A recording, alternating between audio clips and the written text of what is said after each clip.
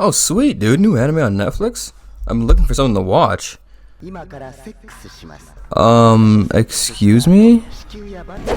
Wait, isn't she in high school?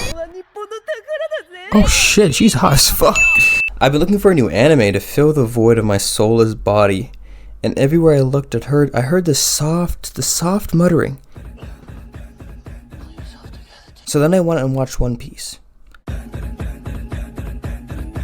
You've seen it on YouTube, Twitter, your For You page. Dan to Dan has taken the world by storm and has quickly made a name for itself. While I was watching, I developed some opinions of my own, and I'd like to share them with you, but first I'll give you a short summary of what's happening in the show thus far, and then my opinions and final thoughts. I am aware the manga exists, but I myself have not read it, so my opinions will solely be based on episodes 1 through 12 of Season 1. So without further ado, let's explore this, because I did not like it. Alright, so the show stars Momo, who has a pretty fucked up dating life for a middle schooler and has extensive knowledge about ghosts because of her hot grandma, and Ken, who is just an all-around nerd who's really into aliens. So a classic popular girl stands up for the nerd introduction, which leads him to making a bet that if Ken sees a ghost, then he has to be Momo's femboy slave and vice versa. Well, they both fuck around and find out, which leads us to this gem. But it also leads them both to discovering their powers, but Ken's comes with a caveat because he got possessed. Turns out he didn't find a ghost, what he found was an evil spirit, and turns out her name is Turbo Granny, not to be confused with the hot grandma from earlier. Speaking of hot grandma from earlier, they seek refuge at her house, and this is where we get this gem. Yeah, also apparently the spirit that possessed Ken literally took his penis! Yeah, I couldn't believe it either, but yeah. Also at this point, Momo still needs to use her powers to keep Ken from being completely consumed by his possession, so that Turbo Granny doesn't take over. So anyways, the entire house gets encased in this concrete domain expansion by some evil alien sumo wrestler, and Momo and Ken work together to send him to the respawn screen. Weird alien defeated, and Momo passes out and can't control Ken anymore, so he transforms. Thankfully, Grandma shows up and teaches possessed Ken a lesson. Momo wakes up and comes to find that Ken's okay.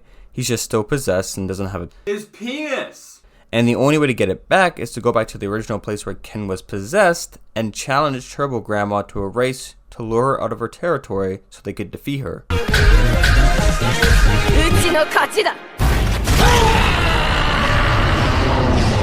Oh sweet, they really did it. With Turbo Grandma defeated, Ken got his penis back and everything was good. At school the next day, acting like nothing ever happened, a new character is introduced. Ira. Side note, she's fucking crazy. And turns out, Ken has no balls. Yeah, that kinda sucks. It turns out they didn't actually defeat Turbo Granny. So through a ritual, they successfully free the evil spirit's consciousness from Ken's body, but her powers still remain in Ken, which he can activate at any time. After some ball interrogations, turns out as the Turbo Granny was repossessing Ken, she lost his balls, and whoever touches the balls will not have the ability to see spirits, and they're golden. I can't make this shit up. Remember that girl from earlier, Ira? Turns out she picked up one of Ken's balls, and now she can see spirits, and a few days back, she saw Momo's weird powers, so now she thinks she's a demon that needs to be cleansed, and she herself has been chosen by heaven. This bitch is crazy. So Ira leads Momo to a secluded area, basically tries to perform an exorcism with Ken's balls. Then Ken shows up, but as he shows up, an evil spirit shows up as well.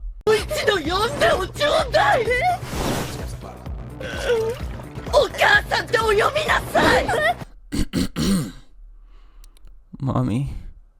Yep. Turns out the evil spirit is actually a Dami mommy with a fetish and is convinced that Ira is her daughter, and now she wants everyone to call her mommy. Oh, sick backstory, dude.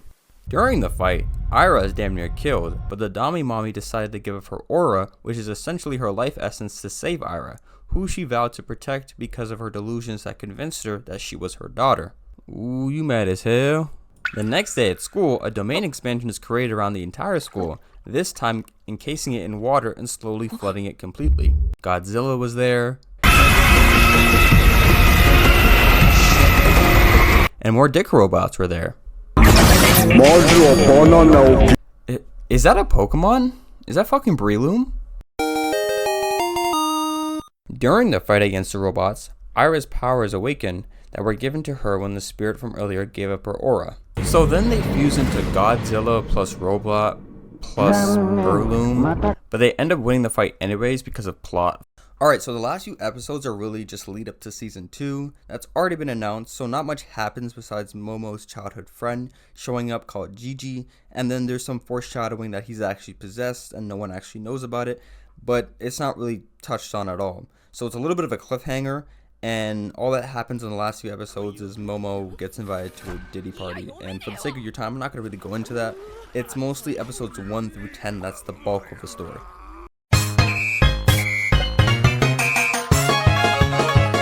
The show is unique in the sense that it can't really pin down what genre it is. There's hints of shonen, isekai, harem, but I do think the writers do a good job at the animated fight scenes balanced by episodes that are solely to progress the romantic relationships, like Ken and Momo, Ken and Ira, and there's a little bit of jealousy between the two girls. But good God, the fan service is ridiculous. Like seriously, did we forget the main characters are middle schoolers? These kids are literally like 14 to 15 years old. I've definitely watched some anime that push the boundaries when it comes to fan service, but none like this, especially considering the ages. This is some Shinji hospital scene shit. You genuinely have to ask, who is this made for? Like, it isn't as bad as Redo Healer, but I genuinely have to question, out of all the people who were praising the show prior to me watching it, why? The characters themselves are fine, and the concept of people gaining powers by being possessed by evil spirits is clearly a winning thing, seeing as Jujutsu Kaisen is probably the most popular new gen on the planet right now. But also, I'm not sold on the characters. What I mean is there's not much backstory about the characters, especially Ken. I haven't read the manga, but I would love to see more fully explored characters.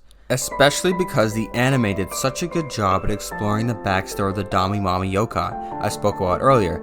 The entirety of the episode is a beautiful story, explained mainly through visuals of how she worked various jobs to take care of her daughter. Unfortunately, her daughter was taken from her by some men she owed money to. Unable to bear with the grief of her child being snatched like Zoda and Peach in Subspace Emissary, she failed in the pursuit of her child's kidnappers and ultimately took her own life. That in itself was visualized beautifully as well. The backstory goes on to further explain that when the mother's spirit was wandering the streets after taking her own life, Ira as a child mistaken the yokai as her mother, and since then the evil spirit has been stalking Ira because she thinks that's her lost daughter. Like, please, can we get more of this? It doesn't help that the plot thus far is surrounding the scavenger hunt for Ken's last testicle, but hopefully the cliffhanger they left us on about Gigi potentially being possessed turns out to actually be interesting.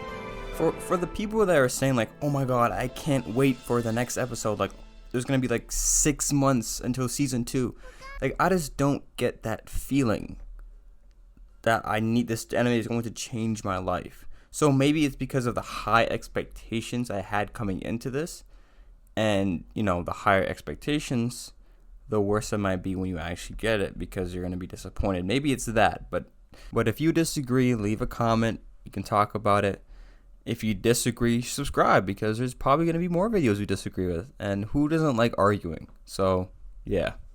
The art style is nice. For me, it's easily the best part, especially during fight scenes. Like, generally, round of a fucking applause to the animators. If only they didn't need to animate this. Weasel!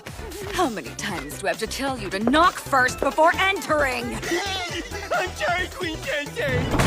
What you need is some discipline, you bad boy. Say you need it. Say it! I need it!